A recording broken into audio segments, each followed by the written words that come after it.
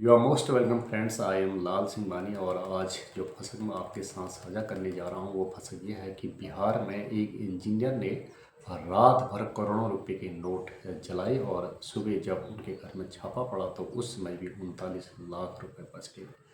जब छापा मारने वाली टीम इनके घर पहुंची तो उनकी पत्नी ने अपने पति का बचाव करने की कोशिश की। उसने कहा कि वो घर में अकेली है और जब ऊपर कमरे में जाया गया तो पता चला कि वहाँ पर लाखों रुपए के नोट रात भर जलाए गए थे और जो नोट बच गए थे उनको पानी की टंकी में छिपा दिया गया। तो अनुमान लगाया जाता है कि जो नोट रात भर जलाए गए वे लगभग 2 से 3 करोड़ रुपए के होंगे।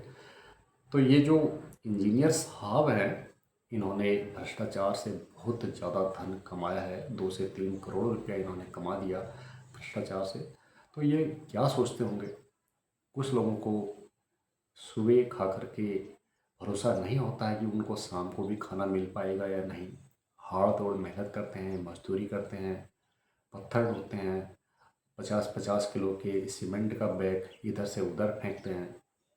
लेकिन इंजीनियर साहब ने ऐसी पढ़ाई करी कि उन्होंने बहुत सारा धन भ्रष्ट तरीके से कमा लिया। यार ऐसी पढ़ाई का क्या फ़ायदा कि आप अपना भी नाम डुबा डालो और अपने माता पिता का नाम भी डुबा डालो। तो ये जो इंजीनियरिंग विभाग है अगली फसक आपको हंसा देगी। ये फसक क्या है? 15 अगस्त को लड्डू नहीं मिले तो एक व्यक्ति ने सीएम हेल्पलाइन पर शिकायत कर दी। ये खबर आपके उत्तराखंड की नहीं है। ये खबर भिंड भिंड नामक शहर से है। आपको पता चलेगा कि भिंड नामक शहर कहाँ पड़ता है। तो ये खबर क्या है? जिले के नौधा गांव में कमलेश कुशवाहा ने सीएम हेल्पलाइन पर अनोखी शिकायत की। उन्होंने लिखा कि स्वतंत्रता दिवस पर पंचायत कार्यालय में आयोजित समारोह में उन्हें एक ही लड्डू दिया गया। शिकायत मिलने के बाद प्रक्रिया अनुसार इसे पंचायत के संज्ञान में लाया गया। आगे खबर कहती है कि जब पंचायत सचिव लड्डू लेकर शिकायतकर्ता कमलेश के घर पहुंचे तो उन्होंने अपनी शिकायत वापस लेने से इनकार कर दिया। 15 अगस्त को पंचायत कार्यालय पर ध्वजारोहण था। बड़ी संख्या में बच्चे और ग्रामीण मौजूद थे। सभी को एक एक लड्डू दिया गया। कमलेश ने 2 लड्डू मांगे तो पंचायत कर्मी ने मना कर दिया। इसे लेकर के कमलेश ने सोचा कि उसका अपमान किया जा रहा है। शिकायत के बाद पंचायत सचिव ने 1 किलो लड्डू और एक माला खरीदी और कमलेश के घर पहुंच गए। लेकिन कमलेश अड़ गया। उसने कहा उस दिन मुझे 2 लड्डू क्यों नहीं दिए। तो कमलेश इस तरह की शिकायतें करने के आदी हैं। अब तक वे सीएम हेल्पलाइन में 107 शिकायतें कर चुके हैं। तो ये जो खबर है ये खबर आपको गुदगुदाने वाली है। तो अगली फसक ये है कि फिल्म एक्टर गोविंदा की पत्नी ने 38 साल की शादी के बाद अपने पति से तलाक मांगा है और कोर्ट ने जब गोविंदा के लिए समन जारी किया तो गोविंदा कोर्ट में हाजिर नहीं हुए, ऐसा समाचार पत्र कहता है। तो 38 साल बाद तलाक मांगना हुआ कि ये चौंकाने वाली खबर है। और भारत में जो तलाक लेना और तलाक देना होता है वो एक कठिन प्रक्रिया है। तलाक को लोग बाग अपने मान सम्मान से जोड़ते हैं और तलाक लेना और देना जनता में चर्चा का विषय बन जाता है। लेकिन यह हर कोई इस बात को जानता है कि मोबाइल से फ़ोन करके कुछ लोग पैसा ठग ले रहे हैं। फिर भी पढ़े लिखे लोग ठगे जा रहे हैं और लगातार ही ठगे जा रहे हैं। तो ऐसा ही एक केस हल्द्वानी के रुद्रपुर में हुआ। वहाँ पर बैंक से रिटायर एक बैंक मैनेजर ने 1 करोड़ 16 लाख रुपए ठगों के खाते में डाल दिए। ऐसा उन्होंने इस लालच में आकर किया कि वे शेयर बाजार में ज़्यादा पैसा कमा लेंगे। तो अगर ठगे जाने से बचना है तो अनजान नंबरों का फ़ोन नहीं उठाना चाहिए। तो पढ़े लिखे लोग भी ठगे जा रहे हैं और बुरी तरह ठगे जा रहे हैं। अब 1 करोड़ 16 लाख रुपए उनका कैसे वापस आएगा ये बहुत चिंता का विषय है। तो आप लोगों ने कभी भी किसी भी अनजान नंबर से जो फ़ोन आता है उसको नहीं उठाना है। और पैसा कमाने का जो लालच देते हैं या फिर आपको धमकाते हैं कि आपके खिलाफ एफआईआर हो गई है, आप इस खाते में इतना पैसा डालें, उतना पैसा डालें, तभी आप बच सकते हैं। ऐसे धमकियों से बचें। भाई एक और फसक है, वो फसक ये है कि एक महिला ने अपनी पड़ोसी महिला से मोटी बोल दिया। तो मोटी बोले जाने से वो इतनी नाराज़ हुई कि उसने उस महिला के पेट में चाकू मार दिया जिसने उससे मोटी बोला था। भाई बार बार किसी को मोटी, काली ऐसे करके नहीं चिढ़ाना चाहिए।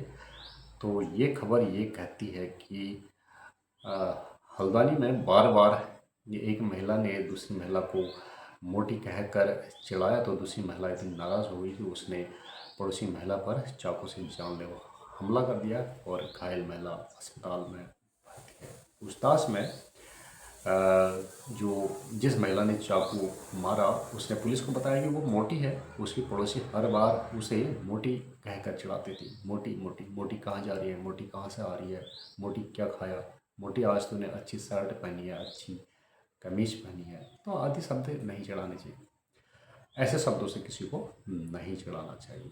तो शुक्रवार को भी जब उसे एक बार फिर से मोटी कहा गया था, उसने मोटी कहने वाली महिला पर चाकू से हमला कर दिया।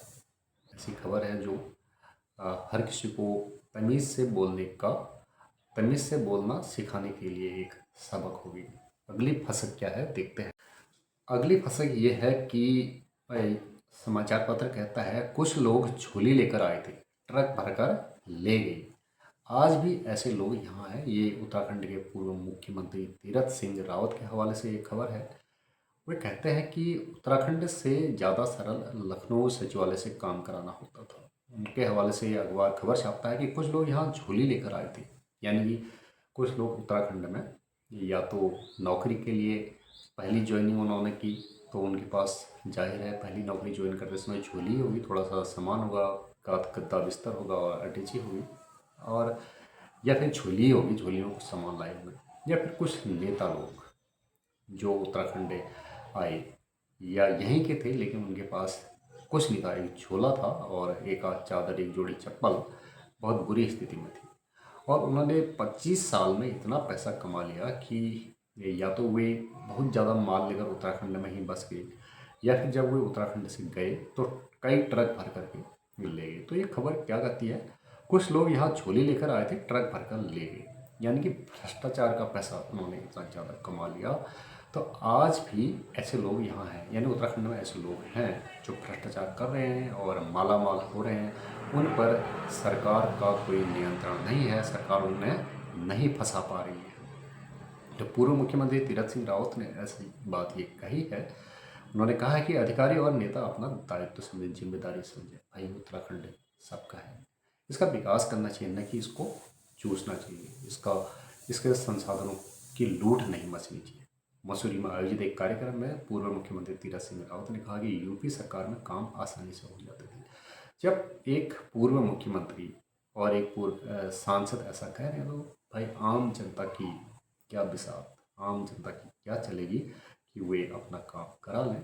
तो ये सरकार आपकी और हमारी चुनी हुई है, और जो हमारे ही जनप्रतिनिधि हैं वे हैं, उनसे जब हमारा काम पड़ता है तो काम नहीं हो पाता है। और जो अधिकारी रखे हुए हैं विभाग में, वे हम जनता की मदद के लिए रखे हुए हैं। तो जब अधिकारी और नेता जनता के जनता के काम नहीं आएंगे तो फिर भाई सरकार बनाने का फ़ायदा क्या है। सरकार तो इसलिए बनाई जाती है ना कि जनता का फ़ायदा हो, जनता को सुविधाएं मिले, उनके बिगड़े काम जल्दी सुधर जाएं। तो आगे वे कहते हैं कि पंचायत चुनाव में क्या हुआ जनता सब जानती है। तो उत्तराखंड के नैनीताल में पंचायत चुनाव में बहुत ऐसी स्थिति हुई जो अभी भी कोर्ट में है।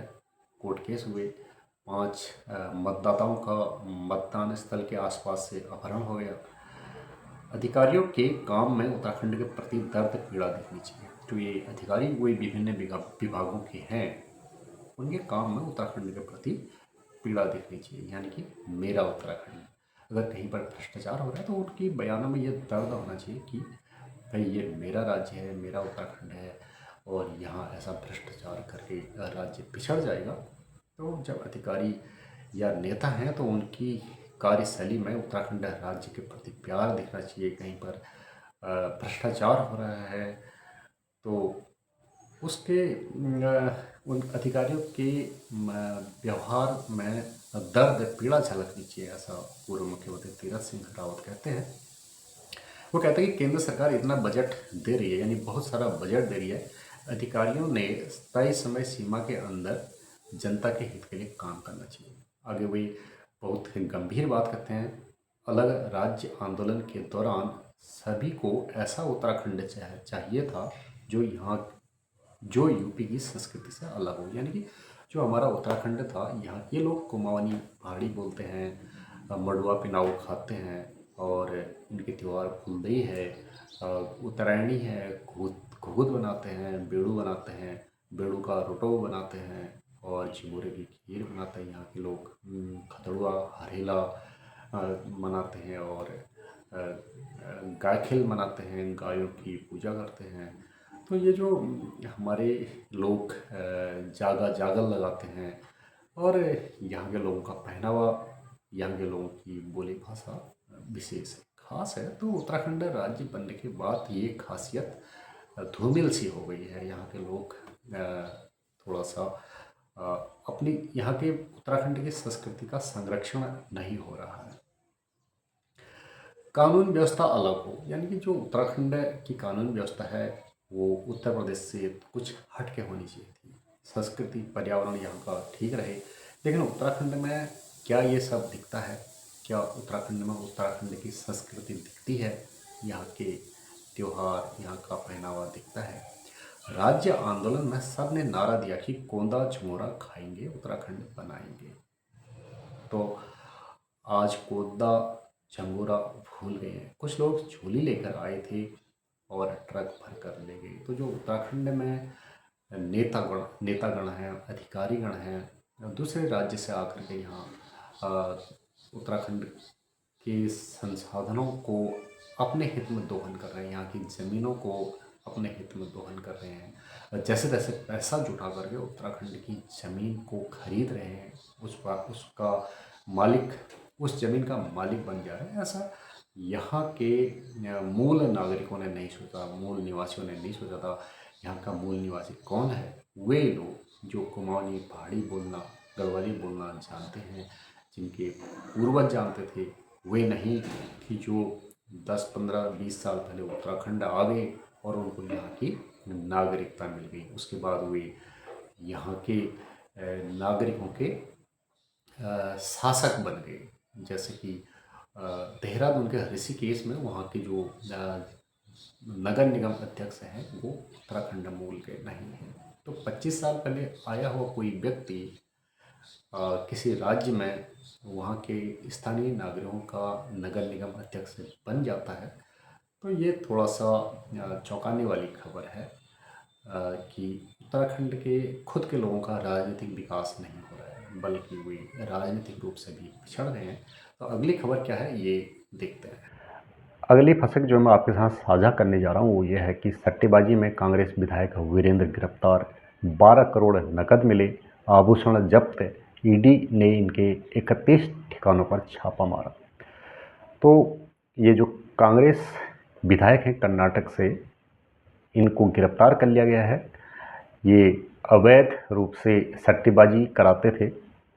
जांच एजेंसी ने बताया कि उन्होंने शुक्रवार और शनिवार को कांग्रेस विधायक वीरेंद्र पप्पी के 31 ठिकानों में छापा मारा। 1 करोड़ रुपए की विदेशी मुद्रा मिली, 12 करोड़ रुपये नकद मिले, 6 करोड़ रुपए मूल्य के सोने के आभूषण, 10 किलो चांदी और 4 लग्जरी वाहन भी जब्त किए गए। इनके 17 बैंक खाते थे, 2 लॉकर थे, सब ईडी ने इनको फ्रीज कर दिया है। ईडी को और भी कई दस्तावेज मिले हैं जिनमें अवैध कमाई को सफ़ेद बनाने की जानकारी है। वीरेंद्र किंग 567, राजा 567, पप्पीज 003 वह रत्ना गेमिंग जैसी वेबसाइटों के जरिए मोटा पैसा कमा रहा था। तो इन लोगों को कब अकल आएगी, कहाँ लेके जाएंगे ये इतना पैसा? जब ये मरेंगे तो ये खाली हाथ स्वर्ग जाएंगे। इनका सारा कमाया हुआ धन इसी धरती में छूट जाएगा और अचानक प्रधानमंत्री मोदी नोटबंदी कर देंगे तो इनका सारा नोट कूड़ा बन जाएगा। इसी के साथ आज की खबर पूरा करते हैं। नमस्कार।